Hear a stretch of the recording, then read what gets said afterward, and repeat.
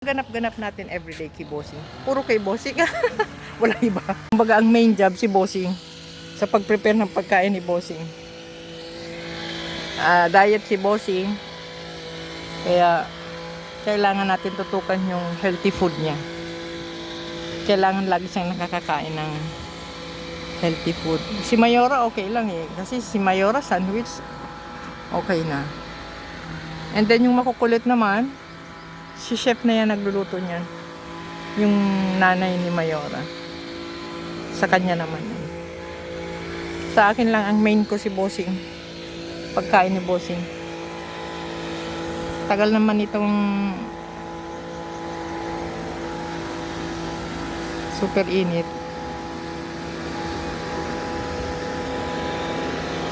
Kasi late na ata ito natutulog kaya tanghali na gumigising ko.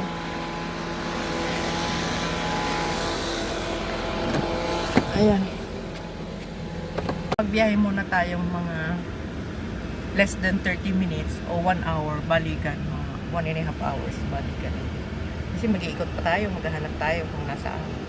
And then may bibilin tayo ng ayan, konting gulay para sa salad ni Mayora. Super init. Alas 10 na. Grabe ang init ng panahon dito pag ganitong season. Hanggang ano pa to eh? November o October. Kasi November mag-uumpisa na ng konting taglamig. Mas marami yung panahon na tag-init dito. At the same time marami pang bahay na ginagawa. Ayan o.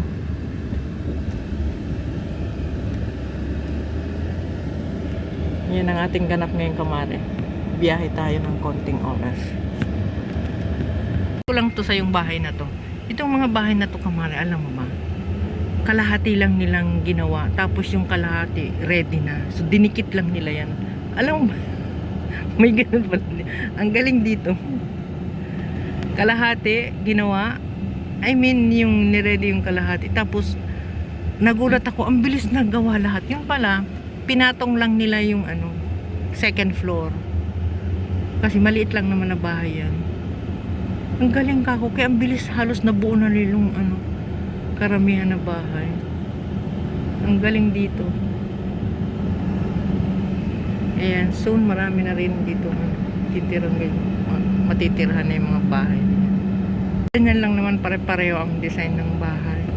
Kasi dito super init. Aircon. Nasa loob lang ng bahay. Di katulad sa atin na labas ka ng bahay, maraming tao, tambay-tambay. Dito wala kang makikita. Lagi kadalasan mong makikita lang dito workers sa labas. Karamihan ng tao dito laging nasa loob ng bahay.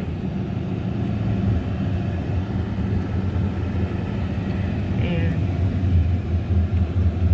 Ayan o. Yan, puro yan. And then may school dito. May malapit na school. Palabas na tayo sa main road. Hanggang yan doon sa dulo. Puro yan mga bagong bahay. Hanggang doon sa dulo. Puro yan ginagawang mga bahay.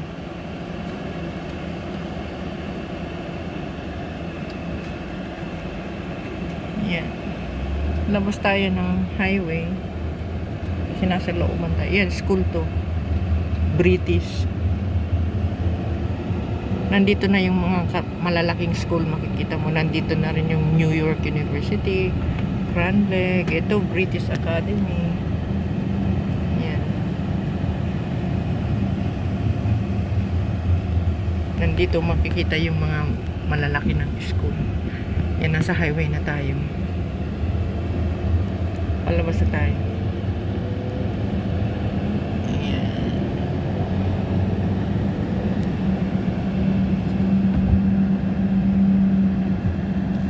Yan, papunta yan ng Dubai. Yung road na yan, papunta yan ng Dubai. Yan, nasa highway na tayo at meron na naman mga bagong ginagawa. Oh. Yan, residence na naman yan. Mga residence building. Kung makikita mo, super liwanag, di ba? Yan, super init. Oh my God. Ito kung biglang pumasok tong van na to. And mahirap din sa biyahe. Yung nananahimik ka, maayos ka mag-drive, tapos biglang kaya kailangan pa nagbabiyahe ka talaga, mahal. Alerto ka. Yan. Ito yung bagong museum ng Abu Dhabi. Yan, then may bagong church din dyan, Catholic Church. Ang ganda dyan, Kamari, pag napuntahan mo dyan, maganda.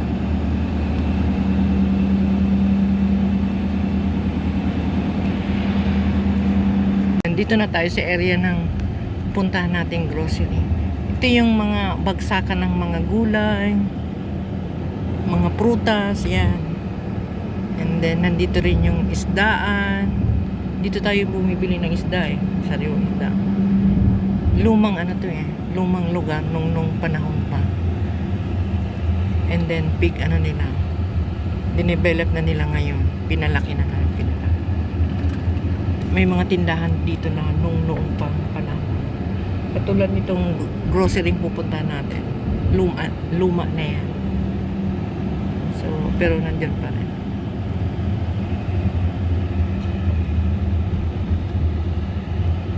Yan yung ano ng mga hayop, karne.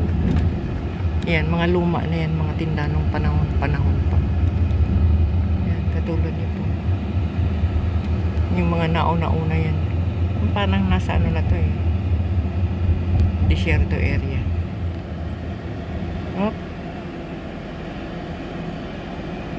Minsan pasukin nga natin to 1 to 10 gift. Ibig sabihin 1 dirham hanggang 10 dirham lang ang mga presyohan. Minsan napuntahan natin yan, mura na, kumbaga sa ano, mga tiyangge. Dito na tayo sa supermarket, grocery pupuntahan natin. You will park here, Ijas? There is no parking. Okay, you can sit in the front. Wait for me here to I know where are you, okay? Yan, baba na ako, Kamari. I'll go down here. Baba na tayo, Kamari. Oh God, super init. Kaya natin siya maghanap ng parking, Pasok tayo. Dito tayo sa loob. Dito tayo sa kabila. No entry pala. Dito palang entrance. Naligaw. Naligaw si ate. And dito tayo sa tataas tayo. Akit tayo sa taas. Dito, Kamari, pag umuulan. Grabe ang tulo dito. Kasi luma na pala to. One time pumunta ako dito, ang lakas ng ulan. Oh my God, bahang-baha dito. Basang-basa loob. Yan. Marami rin dito nagtitinda. Sari-sari. Doon tayo sa taas kasi nandun yung sa taas yung grocery. Puntahan natin. Dito pala may Homes R Us. So minsan kailangan ko, tingin ako ng upuan minsan. Kasi kailangan ko ng upuan sa loob ng room namin ni Joan. Dito pala dapat ako pumunta, hindi sa Ace. Lakad na tayo kasi mabagal tong anong to Hindi natin tong antayin na. Wala tong tatlong picture.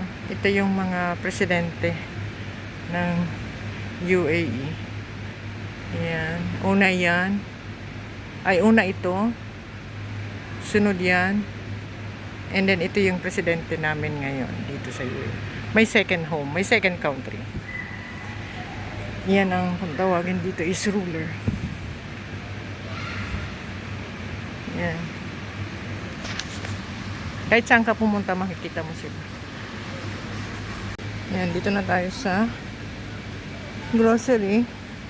Punta tayo sa fish section kasi doon natin makikita yung salmon na kailangan natin kay bossing. Ang laki nito, alam mo ba? Ang laki nito, alam mo? Haba ng lalakaran. Ay, ang mura ng tubig, 4.95.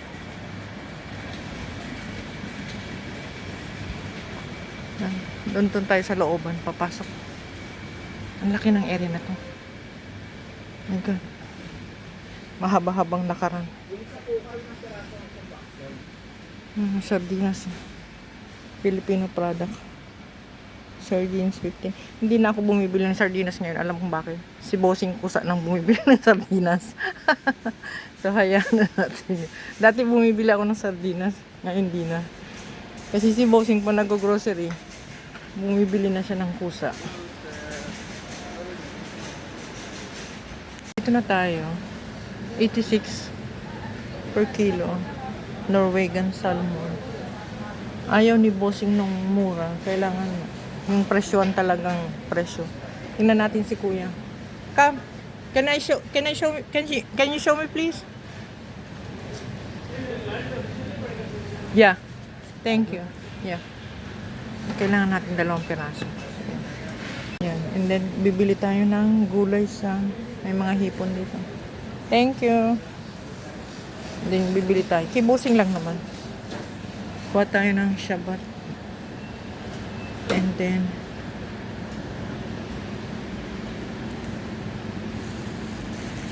itong shabat. Kuha tayo nitong shabat. Hindi na masyadong sariwa. Isa lang nga siguro kasi nabubulok lang naman sa bahay. And then ano pa yung kukunin ko? Jeljil. Ayan, may kangkong kamari.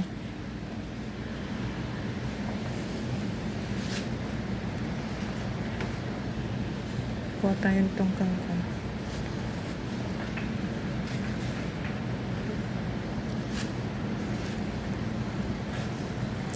Okay. 4. Kuha tayong 5. 5 dirham. Kasi madalan tayong pumunta rito. And then, walang shabat. Wala yung isang ang ingay ko, no? Talbos kamote. Ito, may talbos kamote. Bihira akong pumunta rito kaya kailangan kong bumili ng gulay na maramihan pag nakakakita ako. Yan, talbos kamote ito. 1 dirham lang naman to. Yan, tapos na tayo kamari. Uwi na tayo. Mabilisan lang yung bili natin kasi si chef nag-aantay. Kailangan yung sasakyan. Magdadialysis siya ngayon. Harinawa, yung taga-maneho natin, harapan nag-parking. Hindi tayo mahirapan. Okay, nandito siya sa harapan. Nakapark siya dito sa harapan. Ayan. So, uwi na tayo. Mabilisan na ano. Pamamalengke. Oh my God, ang init.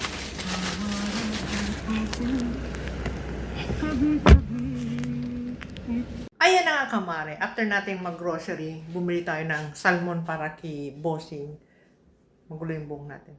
So, i-ready na natin yung kanyang recipe ngayong araw. Ang recipe ko sa kanya ngayong araw is honey glazed salmon. Ready ko na. So, pig-dry ko lang sa tissue yung salmon kasi kailangan wala siyang water. So, pig-dry natin siya sa tissue. And then, may hiniwa ako ditong kalamansi. Hindi kalamansi. Yung lemon na ano. May nabili tayong 2 salmon. So, ilalagay lang natin to dito. Yan. Lalagay lang natin yan sa ibabaw ng lemon. Kasi ma-absorb niya yung amoy ng ano. Ng lemon. Yan. And then, may sauce itong ginawa natin. And dumikit na yung tissue sa ano, salmon. Yan, lagay natin dyan. Kailangan yung lemon nasa ilalim ng isda. Para hindi siya matutong. Honey glazed salmon ang tawag dito. Ayan, ito yung sauce natin na i-spread sa kanya. Gawa to sa, hinalo-halo ko na yung ingredients niya. Ito. Dijon mustard. And then paprika. Honey. Lemon. And then garlic. And then olive oil. Yun na yun. Wala siyang salt, wala siyang black pepper. So yun na yun, pinaghalo-halo ko na. Para mababad na yung lasa niya, so kailangan na natin siyang, kasi mamaya pa tong mga 4 o'clock natin ilalagay sa oven. I-grill natin. So ngayon, para mababad na yung lasa, lagyan na natin siya dito. Yan. Okay, kumalat na. I-grill natin siya mamaya. Yan yung magiging lasa niya mamaya sa isda. Yan. Brush lang natin siya. Lahat ng part niya meron. So, and then, ilagay muna natin siya sa ref kasi maaga pa naman. So, mag-ready lang ako ng tanghalian namin ni Joanne. Pakakain namin, saka natin siya ilalagay sa oven. Kasi, oras ang ano nito para lutong-luto yung isda. So, ngayon, babad na natin muna siya sa kanyang honey glaze salmon. Yan. Dagdagan na lang natin siya mamaya ulit. Pag i-oven na natin siya. So, tatakpan lang natin siya ng nylon. Ilagay natin siya sa rep. Tsaka natin siya ilalagay sa rep pag nakubera na natin ito. So, yan yung recipe ni Bossing ngayong araw. Honey glaze salmon. Ayan na. Ilagay natin muna siya sa rep. Since ang rep puno, wala tayong mapaglagyan. Lagay natin sa ibabaw. Harinawa, hindi bumagsak. So, ayan kamare. Lagay na natin to. Kasi mag-antay tayo ng 1 oras. Less than hour bago siya totally magano. And then, ulitin na lang natin siya mamaya. Ngayon, ang apoy niya sa ilalim. So, mamaya sa taas. So, hayaan natin siya dyan. I-140 lang natin para totally lutong-luto talaga siya. Tingnan na natin yung medyo dry na siya. So, may natitira pa tayong kunting sauce. Ilalagay natin to dito sa top niya and then bubuksan natin. Ay, yung apoy niya sa baba lang ngayon. And then mamaya sa taas. Sarado na natin muna. Then lagyan natin ulit siya ng sauce sa ibabaw. Tutulo siya. Yan. Para yung lasa niya. Hindi ko na siya ilalabas kasi mainit Huwag natin pagurin yung sarili natin. Yan. Lagyan lang natin siya ng konting sauce ulit. Amoy na amoy. Kung naamoy mo lang siya kamari. Ang sarap ng amoy. So, maya-maya, bubuksan natin yung taas na apoy naman. Dito naman sa taas na apoy. Ayan, kamari. Nagsulat na si Bossing. Parating na daw siya. na daw siya. So, ready na natin. Init na natin yung Ayan na. Ayan na yung air fryer natin. Konti na lang. Kasi mas gusto niya yung brown ng konti. So, ilas lang natin ito. Ayan. And then, sinutay ko na yung carrot.